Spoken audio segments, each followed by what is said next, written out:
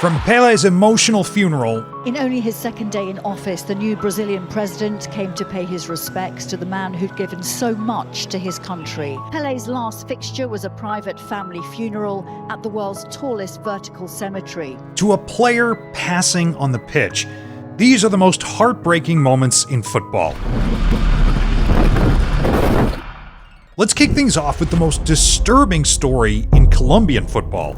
You're looking at the own goal that knocked Colombia out of the 1994 World Cup. But what seemed like an unfortunate mistake turned out to be the last time Andres Escobar kicked a ball before he lost his life on the streets of Colombia. After losing their opening round game of the 1994 World Cup to Romania, Andres Escobar led out his Colombian teammates, hoping to turn things around against tournament hosts USA. But catastrophe struck when John Hark's cross flew into the Colombian box. Escobar stretched out to block the ball, only for it to tragically bounce into the net. Things got even worse in the second half as the USA doubled their lead through Ernie Stewart. Despite all their efforts to salvage something, Colombia lost the match 2-1. Having lost their opening two games, the Colombians entered the final group match, hoping for a miracle to make it into the next round. But despite winning 2-0 against Switzerland, it didn't count for anything. They were eliminated from the competition. After the match, Escobar told reporters, "Life does not end here." A statement that almost predicted his future. With the hopes of Colombian fans dashed, Escobar became the most hated footballer in his country. Many attributed the nation's exit to the own goal he allowed against the USA. But while most fans only hurled insults, there was a group of fans that took this hatred to a very dark place. Instead of going to his brother's place in Miami, Escobar opted to go back to home Colombia, even telling his sister, "I want to go to Colombia and show my face." 5 days after their elimination from the World Cup, Escobar took his friends out to a club in Medellin. After having a good time with his friends, Escobar sat in the car waiting for him, when suddenly two men pulled up next to his car and shot him 6 times. He was rushed to the hospital, but after 45 minutes, he was declared dead. Que gritaban gracias por el autogol. Tenía toda una vida por delante. 120,000 fans gathered for his funeral, all traumatized because Escobar's life was cut so short when it was just starting. Which can also be said for Emiliano Sala's big move, which ended in tragedy. After securing a big money move from Nantes to Cardiff in 2019, Emiliano Sala was on his way to achieving the dream many young footballers had been praying for. He got on the plane that would take him to Cardiff to begin a new chapter. There was a problem. His pilot, David Abbottson, wasn't comfortable with the state of the aircraft. He recorded himself right before takeoff and even sent a voice message to his friend complaining about it. David Abbottson raised concerns about the plane. I picked a footballer up from Cardiff.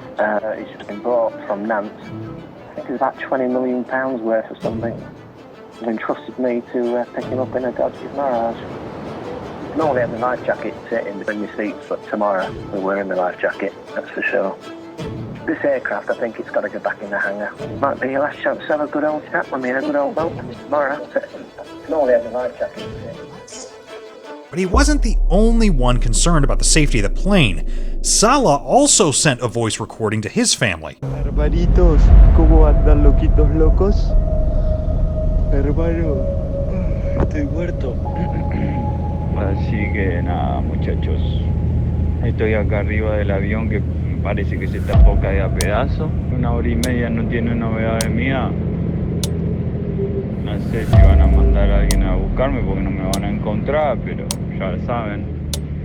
Papá, qué miedo que tengo. Shortly after he sent that, the airplane vanished into thin air. News of the disappearance of the plane sent shockwaves around the football world. Rescuers searched over 1,000 miles across the sea, hoping by some miracle Salah and Ibbotson would be found alive. Football stars like Mbappe, Gundogan, Koscielny, and Payet donated over $500,000 to the rescue effort. But after 2 weeks of intense searching, the worst news was confirmed. the depths of the English Channel, the plane's final resting place. For the first time, we can show you moving pictures of the wreckage in a tragedy that touched a number of lives. The plane was found 220 feet deep in the water, with Salah's lifeless body still trapped inside. His pilot, David Ibenson's body, was nowhere to be found. Their families, fans, and the entire football world plunged into mourning.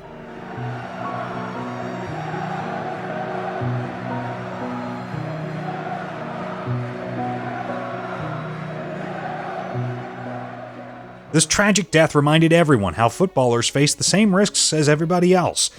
Which reminds me of the time that Christian Atsu mysteriously disappeared after an earthquake in Turkey. After scoring a last-minute winner for his club, Hatayspor, former Chelsea, Newcastle, and Everton player Christian Atsu was declared missing after a magnitude 7.8 earthquake hit Turkey. This news sent fans and media into a panic, with everyone praying and hoping he'd be found. Atsu had been missing since the earthquake devastated southern Turkey on the 6th of February. His family had gathered near his home in Antakya, but after 2 weeks of searching, their hope ran out. After a nail-biting 24-hour wait, his club Hatayspor posted that Atsu was found alive, but he'd been plunged from the 9th floor of an 11-story building after the earthquake. His agent, Nana Sashir, was told Atsu was in stable condition at a hospital, but he had not heard from him. And the next day, Hatayspor announced again that Atsu was missing, and the search for him was continuing. 9 days later, the news that everyone feared was confirmed. Tributes are being paid to former English Premier League player Christian Atsu after his body was recovered from the rubble in southern Turkey nearly 2 weeks after earthquakes struck the region. Atsu's agent posted, "It is with the heaviest of hearts that I have to announce to all well-wishers that sadly Christian Atsu's body was recovered this morning. My deepest condolences to his family and loved ones. I'd like to take this opportunity to thank everyone for their prayers and support. I ask that whilst we make the necessary arrangements, that everyone would please respect the privacy of the family during this very difficult time." The football world went into mourning as fans and colleagues of Atsu poured out their tributes to a footballer who gave so much to the game. His body was taken home to Ghana, where he was given an emotional and befitting farewell. Newcastle will hold a minute's silence before the game following the death of their former winger Christian Atsu in the devastating earthquakes in Turkey and Syria. Very difficult day. To wake up to that news was devastating for me, everyone associated with Newcastle, everyone who knew Christian. As you say, it puts everything into perspective. We're devastated for him and his family. Still, we cannot forget the over 45,000 people who died and the millions whose lives were ruined by that devastating earthquake. I wish them healing and recovery, just like I wish Cristiano Ronaldo and his family. On April 18th, 2022, Cristiano Ronaldo made one of the most heartbreaking posts ever.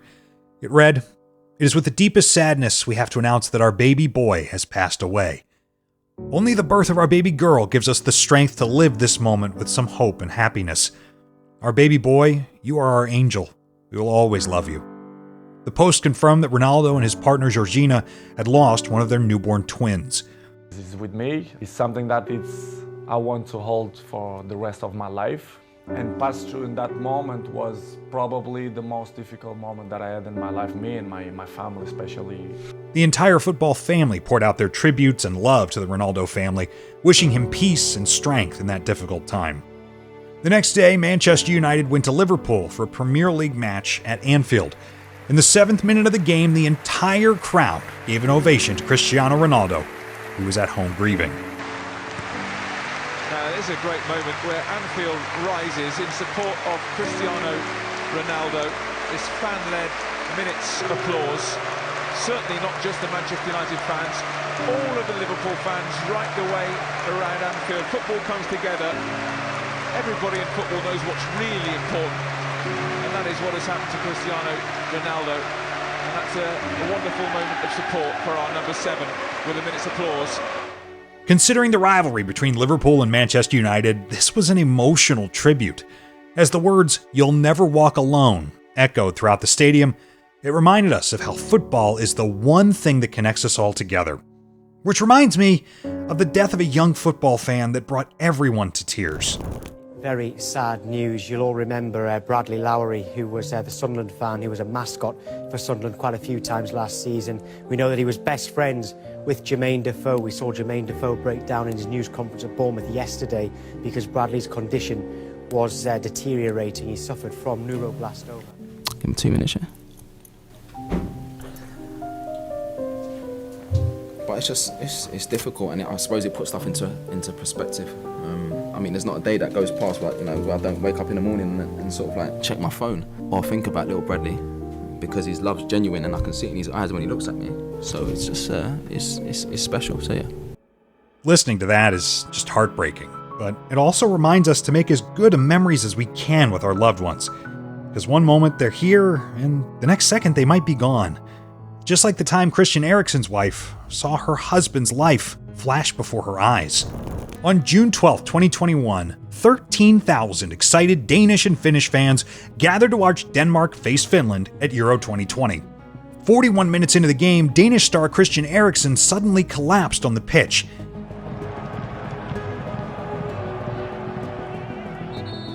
He suffered a heart attack. The once noisy stadium went completely silent and the crowd stood still, hopeful, praying that he would survive. Captain Simon Kjær quickly removed Eriksen's tongue to prevent him from choking. He and other Danish players gathered around, covering Eriksen from the stadium's cameras as the doctors battled to keep him alive. While that was happening, Kjær approached Eriksen's wife and comforted her. 15 long minutes after the collapse, the doctors rushed him to the hospital.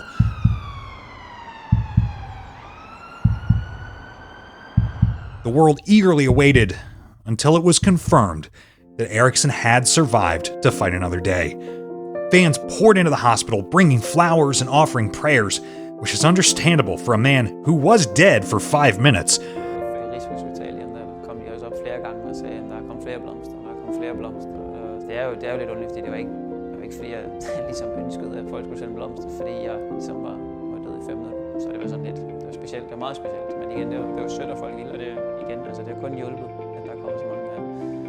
Thankfully, he made his return to football and now plays for Manchester United, still fighting and bringing joy to the fans who stood by him in his darkest moment.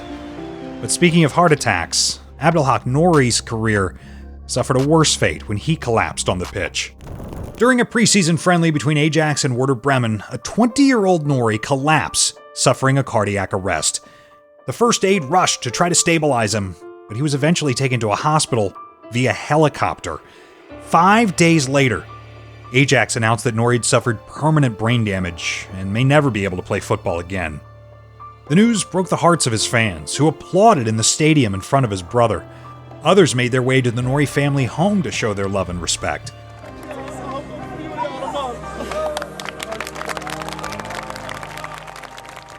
It's sad because he had such a promising future.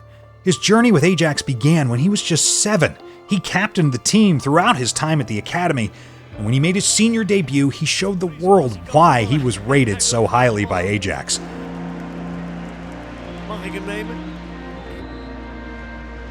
En de kleine Nouri mag het doen, en hij doet het! In February 2022, Ajax announced they'd agree with his family to pay 7.85 million euros in compensation. They also agreed to cover all medical expenses and retired his number 34 jersey.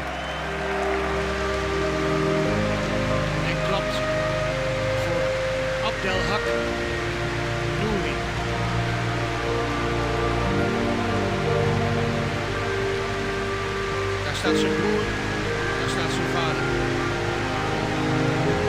Een hart. Still, his family might never get the old Nouri back again, which is a similar type of pain the Morosini family had to endure. An Italian soccer player died earlier today on the pitch. Former midfielder Pier Morosini suffering cardiac arrest. On April 14th, 2012, in a match between Pescara and Livorno, Morosini suddenly collapsed in the 31st minute. He tried to get up, but lost consciousness and fell to the ground. The medics rushed to the field and used a defibrillator to keep him alive. The whole stadium was shocked. Players and staff were crying, biting their nails, hoping for the best. He was stretched onto an ambulance, and it looked like he would get the help he needed. But while the ambulance was rushing to the hospital, Morosini tragically died a few minutes away from Santo Spirito Hospital. When his teammates who'd followed the ambulance heard about his death, there was an explosion of shouts and tears. This news spread fast, and the entire football community was thrown into mourning. All the Italian football matches were suspended for the weekend as tributes poured in to honor Morosini's death.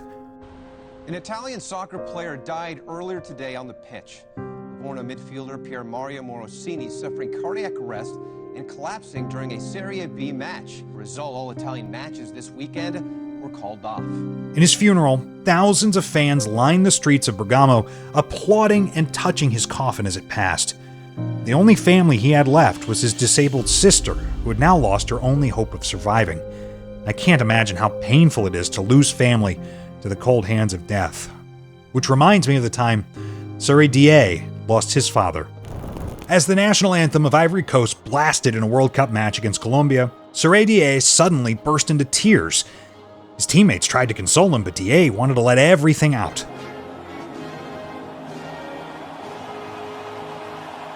After the match, he disclosed that he shed his tears thinking about his father, who died 10 years earlier.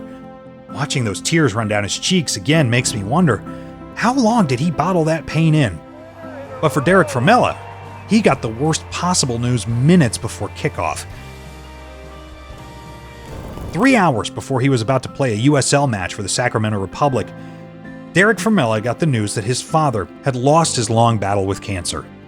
He didn't notify his club about the news, he didn't tell his teammates. In the second half against Rio Grande Valley FC, Formella was brought in as a substitute with the game tied at 1. In the 81st, he smashed in the winner, and his celebration was just heartbreaking.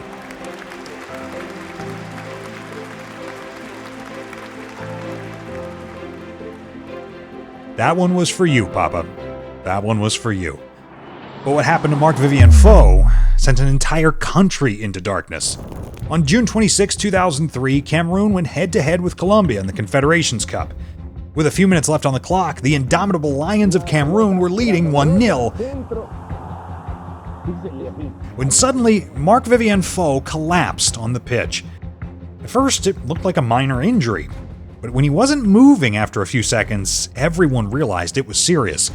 The medical team rushed onto the pitch, but the look on Foe's face was terrifying. As they stretched him out on the field, his hand was dangling without control. And some minutes later, it was confirmed that he had died. The news of his death sent shockwaves across the world as Foe held both Cameroonian and French citizenships. He had a lot of friends in the French national team, and they couldn't hold back their tears in the match. On pense bien sûr à Marco maintenant, parce que c'était pas évident pour. Numerous tributes about his joyous personality and infectious humor were expressed in the media. For the country of Cameroon, one of its brightest stars was extinguished. His club, Man City, retired his number 23 jersey and created a memorial garden for him at their former stadium, Main Road.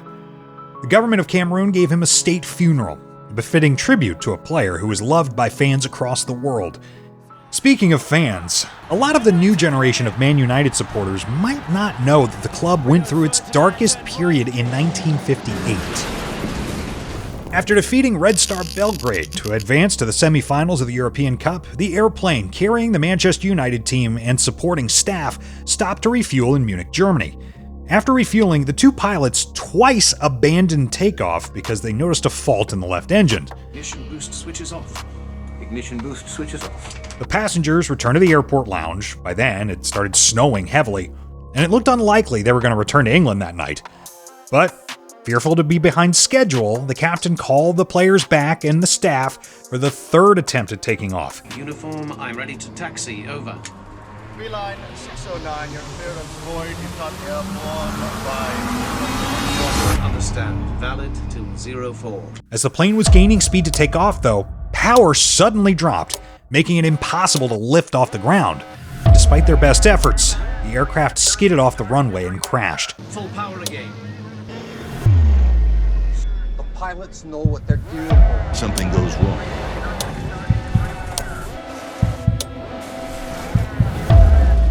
Christ, we're not going to make it!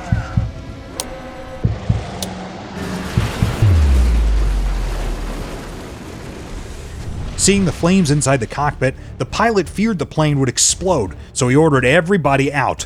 Goalkeeper Harry Gregg regained consciousness and felt the sunshine on his head. He looked up and saw a hole, so he kicked it wide open, enough for him to escape. He also helped his teammates Bobby Charlton and Dennis Violet, who were still strapped in their seats. Out of the 44 people on board, 23 died and 21 survived. The crash shocked the whole world and crippled Manchester United.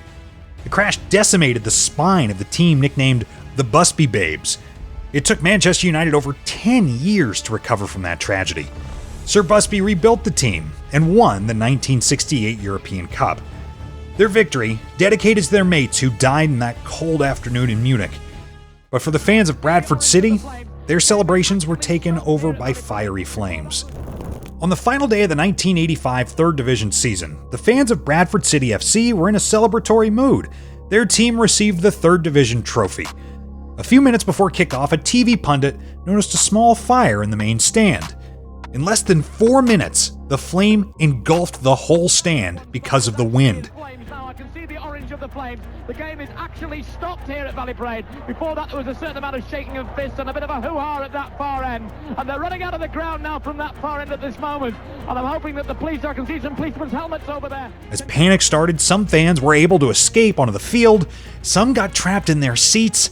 Others tried to break down emergency exit doors.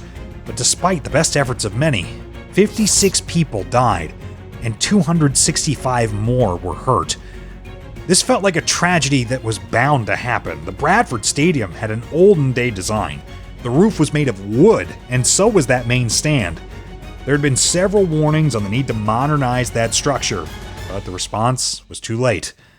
Tragedy led to stricter safety standards in UK stadiums, including banning wooden grandstands.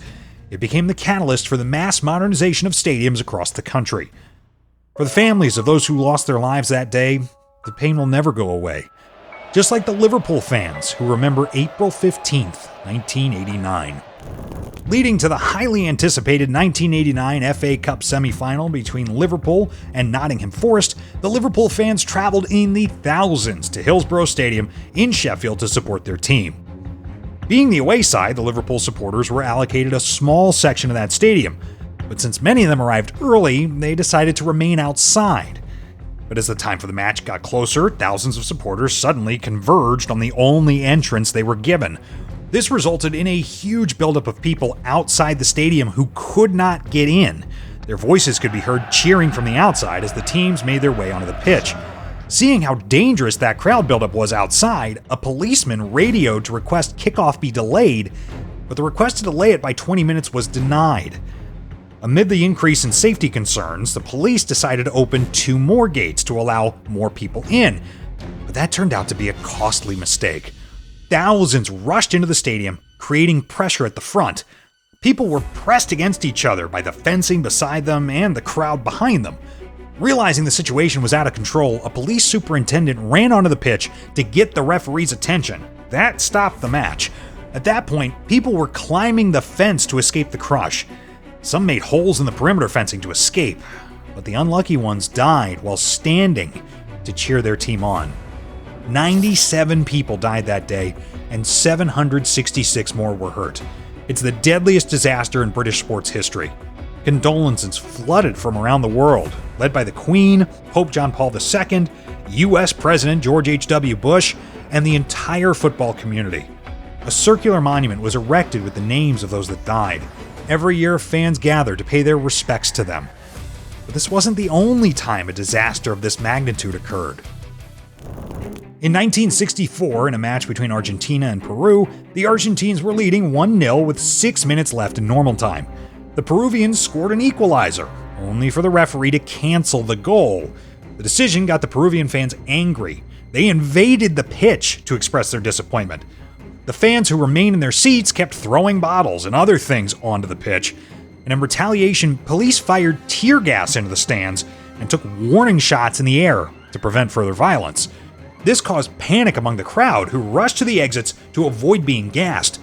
Unfortunately, the stadium exits were narrow stairs with steel shutters at the bottom of the tunnels.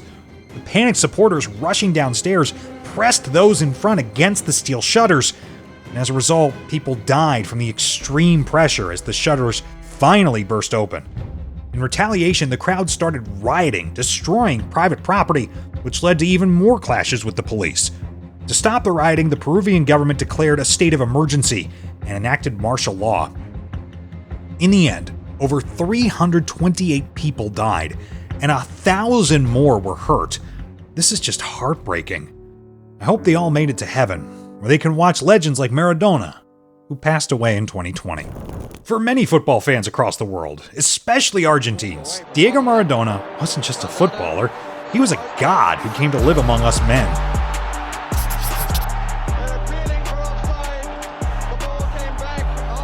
His skills and his talent were only matched by his love for the fun side of life.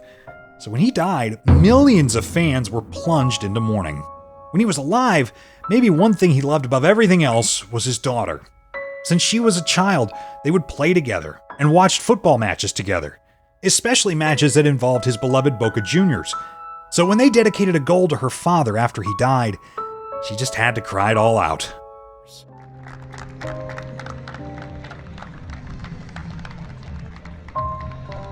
But while the Boca fans stood up to applaud a footballing legend, the fans of Bordeaux in France are going through the worst phase in their history. I'll tell you something, you f***ing American, get the f*** out my club and go back to f***ing America. Since its establishment in 1920, FC Bordeaux has proven itself to be one of the biggest clubs in French football history. It's hard to argue, judging by the fact they've won the French league title 6 times, most recently in 2009. The club's academy is also famed for training the exceptional Zinedine Zidane and Barcelona's Jules Koundé. However, their problems began when the club cited decreased revenue because of the COVID-19 pandemic. They also lost their TV sponsorship deal when MediaPro went bankrupt. To make things worse, their American owners, King Street, stopped supporting the club financially, leading to them being placed on administration. Y'all take it easy. I'm out. Let I tell you something, you f***ing American, get the f*** out my club and go back to f***ing America. At the end of the 2021-2022 season, the club was relegated to the French 2nd Division because of financial hardship. A few months after that, they were relegated again to the 3rd Division, but they appealed and they were reinstated to the 2nd Division.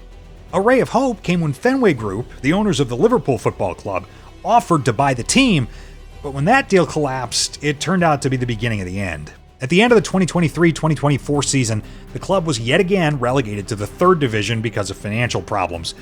But the club opted against appealing the verdict. The worst possible news came when the club notified the French FA that they would just give up their status as a professional football club, with current player contracts being terminated and the team's training center closing indefinitely. Man, could you imagine how difficult that's got to be for players whose livelihoods just been taken? And even worse, the fans who've been part of this club from the very beginning, only to wake up one morning and it's just gone.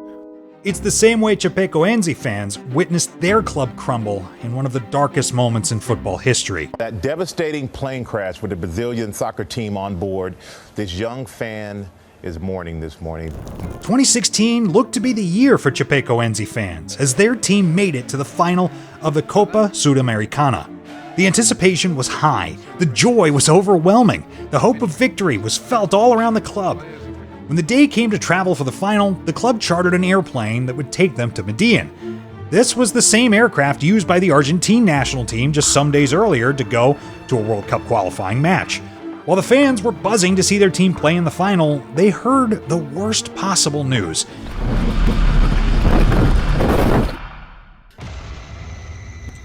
The deadly plane crash, the images of that team celebrating along the way on their journey. But then the flight overnight crashing, nearly everyone on board was. The flight was carrying a Brazilian soccer team to a finals match, crashing on a hillside in Colombia. And we have just learned here what happened right before that crash. Save for only a few survivors, the entire coaching staff and team were. This news sent shockwaves across the world. It was one of the worst disasters in football history. Eu não quis sair dali. Aí eu vi o Foma, olhar para ele, ele insistiu para eu sentar com ele. Tributes from players, coaches, fans, governments, everyone.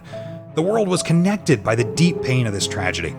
Thousands of fans gathered at the stadium as victims were brought in for a memorial. The fans at Wednesday's memorial were joined by Chapecoense's remaining players who didn't fly that day. The tears were everywhere. The pain was even deeper, as this bad dream was indeed reality.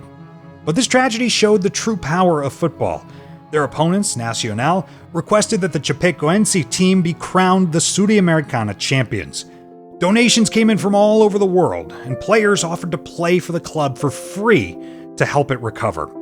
They even played friendlies against big clubs like FC Barcelona to help raise money for the club. The Brazilian FA made them immune from relegation, but the club refused it. They wanted to prove they could compete at the highest level. But despite everything, the club still struggled and was eventually relegated to the second division, bringing back fresh pain of the club's golden era that was cut tragically short. It reminds me of the ordeal that Leicester City Football Club had to go through in 2018. After a match between Leicester City and West Ham United, Leicester City owner Vichai, alongside his girlfriend, boarded a helicopter that would take them to the airport. As the pilot took off from within the stadium, the tail rotor control linkage broke, sending the helicopter into an uncontrollable spin. It hit the ground about 200 meters away from the stadium, killing everyone on board. The BBC has been told the owner of Leicester City Football Club was on board the helicopter that crashed and burst into flames just minutes after taking off from the King Power Stadium last night. The news shook the entire world as people struggled to come to terms with what had happened. The club owner, who brought back glory to Leicester City, was gone. Fans gathered in the stands crying, paying tribute to a man they loved deeply. It's just terrible because they're such nice people.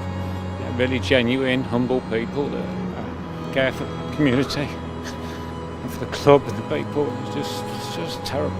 Just thoughts of everybody on board, you know, the pilots, the family, everybody. It's just the thoughts are for them and their families, really, first thing. For the players, he was like a father figure. He loved each of them and wasn't shy to show it. So when it came time to bury him, the entire team went halfway around the world to his home country of Thailand to attend his funeral. After paying their last respects, the players came back to England. On their first match after his death, a goal scored by Demarai Gray sent the entire stadium into tears. And how much does this goal mean to Demarai Gray and Leicester City Football Club? That one was for you, Vichai.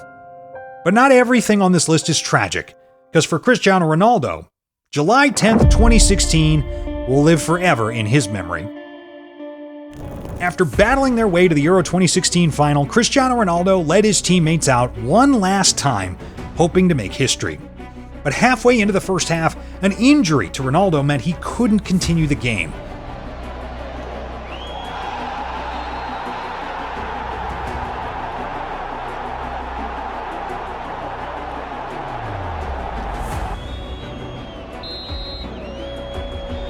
The Portugal captain was devastated. He couldn't control his tears as the hopes that he had carried on his shoulders were shattered. But despite being hurt, he kept urging his teammates from the sidelines, almost like an assistant coach. With Portugal leading 1-0, he was visibly nervous on the sidelines.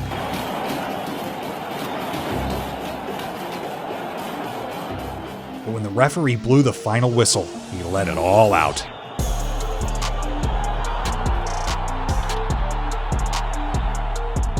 Cristiano Ronaldo had finally broken the jinx by leading Portugal to their first ever trophy.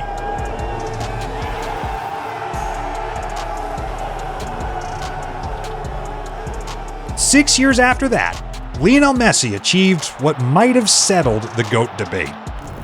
Despite doing great things for FC Barcelona, there was always something that seemed to hold Lionel Messi back when he played for Argentina. He narrowly lost the 2014 World Cup final against Germany, then lost the 2015 and 2016 Copa Americana finals against Chile. It got so bad that the Argentine fans turned on him, leading to Messi retiring from international football.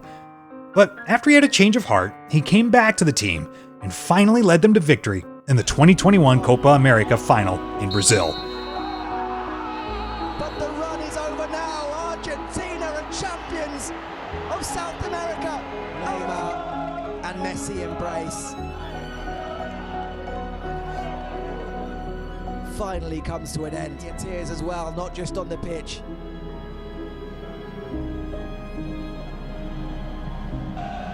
Still, Messi wasn't satisfied. He desperately wanted to add a World Cup trophy to his stellar collection. But at 35 years old, he knew the 2022 World Cup was his last chance at glory. Still, they started the tournament poorly after an embarrassing loss to Saudi Arabia. Fueled by that defeat, Messi assured the Argentine fans they would not let them down. And boy, did they catch fire. They made their way to the final, defeating teams like the Netherlands and Croatia. But the biggest test yet was the final against defending champion France. On the day of the final, Messi looked up to the sky and said, "Grandma, it might be today." After kickoff, they rushed to a 2-goal lead. A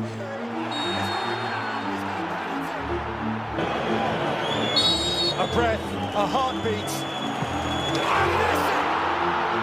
Alvarez, here's McAllister. Di Maria is the spare man. Di Maria! But the brilliance of Kylian Mbappe took the game to extra time, tied at 2. Mbappe, compelled, obliged.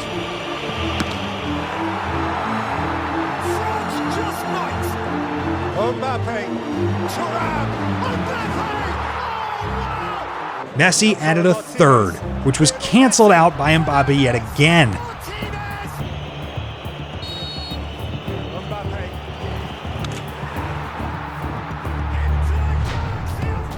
With the last kick of the game, it looked like the demons of past would haunt Messi, only for Martinez to make arguably the most important save in his career.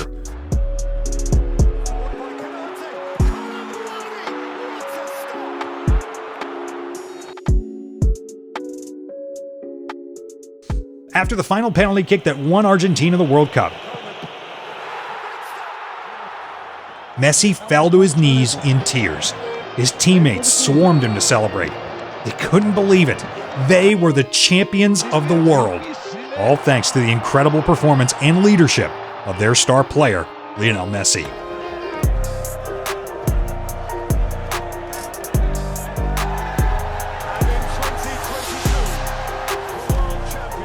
Winning the World Cup might have settled the GOAT debate for some, but saying that in front of Ronaldo will get you a reaction like this. Click on the next video to see the 30 most ridiculous moments in football.